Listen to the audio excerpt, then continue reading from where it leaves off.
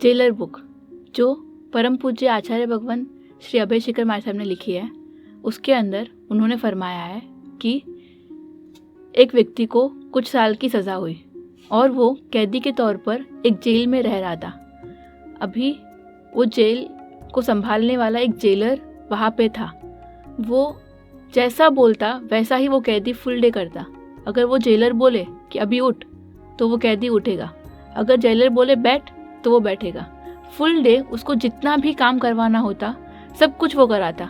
लेकिन जैसे ही शाम होती तो वो एक हंटर लेके आ जाता और उस कैदी को 10 फटके एवरीडे मार रहा था।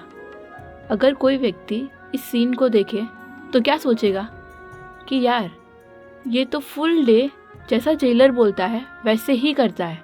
वो बोले उठ तो उठेगा, बैठ तो बैठेगा, सब कुछ सेम अच्छे से करने पर भी वो जेलर शाम को आके इसको मारता है। जेलर कितना खराब होगा ना।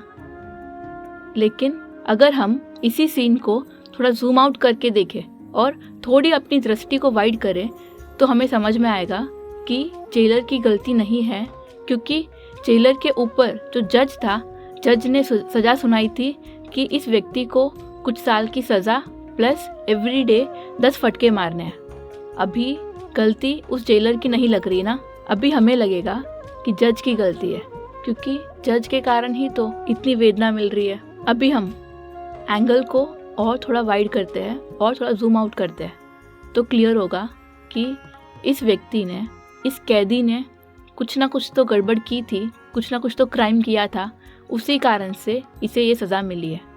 अभी हमें वो कैदी जो है वो ही गुनहगार लग रहा है ना।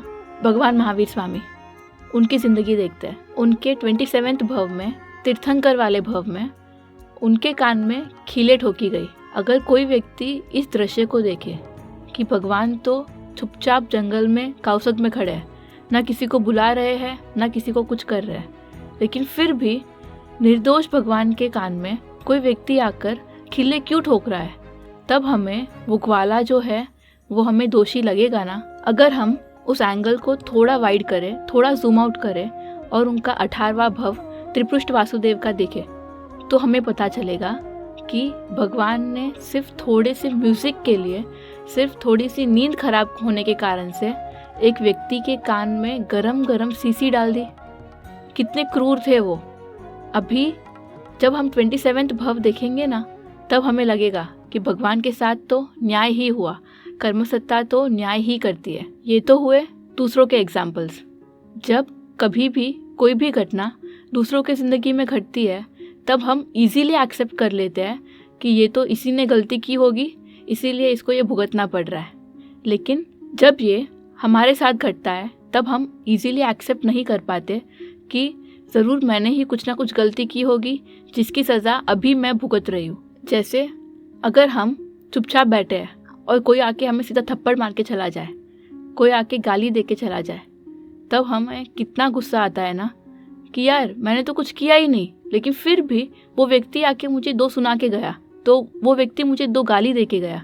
इतना जल्दी हम लोग डिसाइड कर लेते हैं कि मेरी कुछ गलती नहीं है।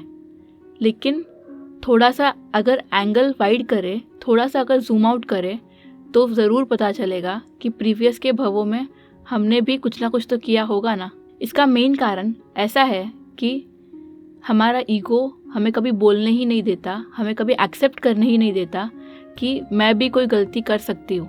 हमें तो लगता है वी आर परफेक्ट। जब किसी दूसरे की गलती होती है तब हम इजीली उपदेश दे देते हैं कि तेरे ही कोई पिछले भव के कर्म होंगे, इसीलिए अब तेरे को सज़ा मिल रही है।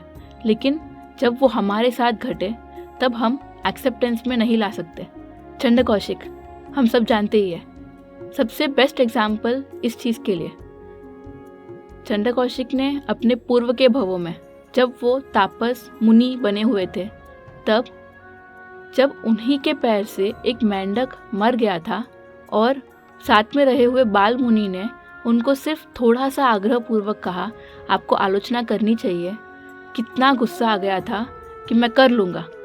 लेकिन वो एक्सेप्टेंस उनको उस टाइम पे नहीं आया। लेकिन लास्ट में चंड कौशिक के भव में सर्प बने, तब भगवान महावीर खुद पधारे थे।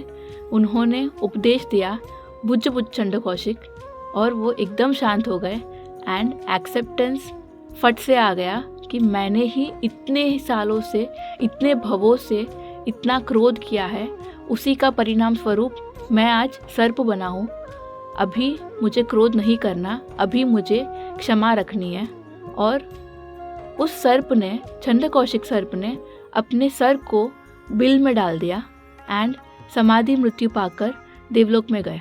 गुरु भगवंत कहते हैं जो रुजु है उसी की शुद्धि हो सकती है। इसका मतलब जो व्यक्ति खुद के दोषों को एक्सेप्ट कर पाता है कि मेरे अंदर ये दोष है, इसी कारण से ये हुआ है, उसी की शुद्धि होगी।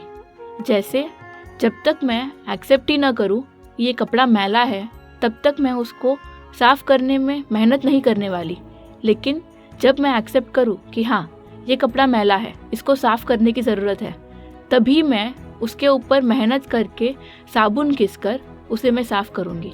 वैसे ही जब तक हम एक्सेप्ट नहीं करते कि दोष मेरा ही है, क्योंकि गुनहगार को ही सज़ा मिलती है।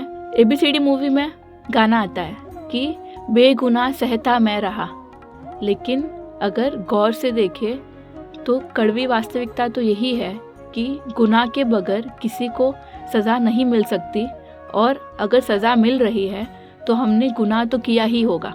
जय जिनशासन, जय महावीर।